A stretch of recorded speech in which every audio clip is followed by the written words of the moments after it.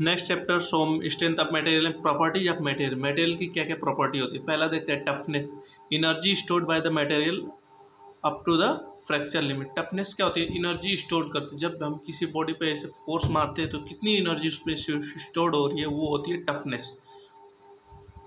Modulus of toughness, toughness per unit volume और area under stress strain curve up to the fracture limit, fracture limit तक।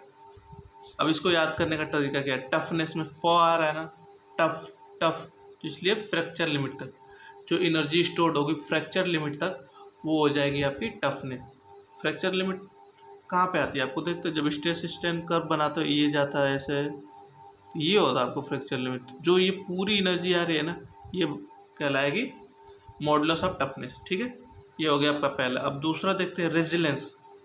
इसमें जो बहुत ज़्यादा लोग कंफ्यूज होते हैं टफनेस और रेजिलेंस में। ठीक है, तो रेजिलेंस क्या होता है, रेजिलेंस होता है energy stored up to the elastic limit, और टफनेस क्या होता है, energy stored up to the fracture limit. और जो इसमें एरिया कवर होगा वो प्रूफ रेजिलेंस, उसमें जो एरिया कवर होगा मॉडुलस ऑफ टफनेस। तो प्रूफ रेजिलेंस क्या हो गया, it is the maximum value of the resilience, it is constant for a given material. ठीक है,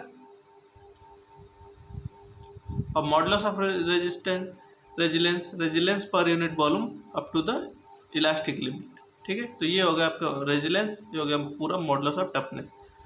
अब थर्ड चीज आता है टेनासिटी। इंपॉर्टेंट टर्म है, डायरेक्ट एमसीक्यू बनते हैं इस पे। Tenacity, ability of material, ability of metal to resist fracture under heavy tensile load. Ability of metal to resist fracture under heavy tensile load, उस पर हैवी टेंसाइल लोड पड़ रहा है किसी मेटल पे, तो उसको फ्रैक्चर से बचाने के लिए जो एबिलिटी होती है उसको बोलते हैं tenacity. Fourth, orthotropic material, ortho doctor ortho, orthotropic material, different elastic property in mutually perpendicular direction. Mutually perpendicular direction में अलग अलग प्रॉपर्टीज होगी। मतलब ये इधर एक्स वाई जेड, अगर इधर सिग्मा है तो इधर 2 सिग्मा होगा, इधर 4 सिग्मा होगा, इस टाइप का। मतलब अलग अलग प्रॉपर्टीज अलग अलग डायरेक्शन में।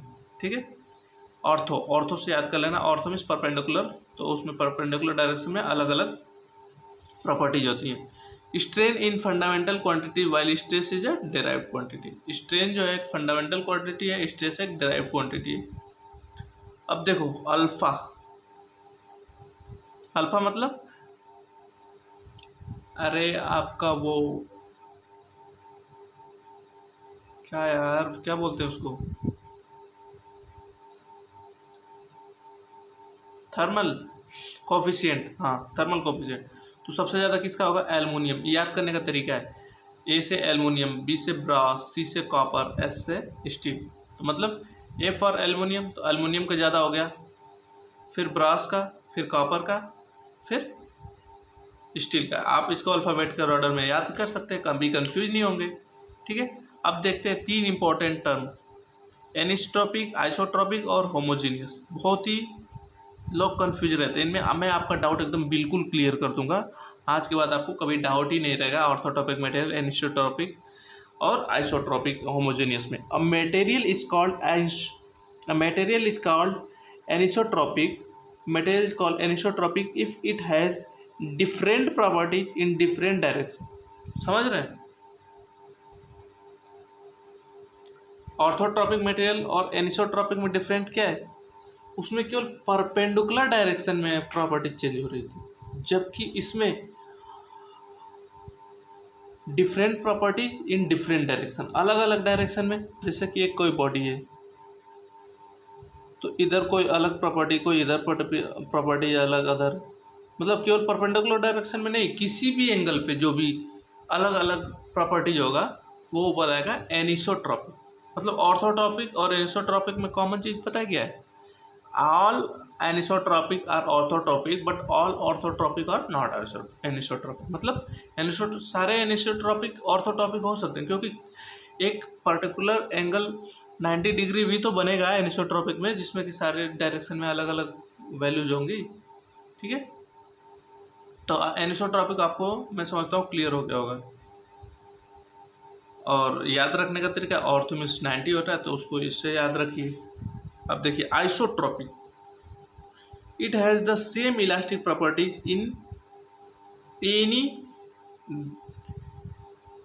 Direction to a given point.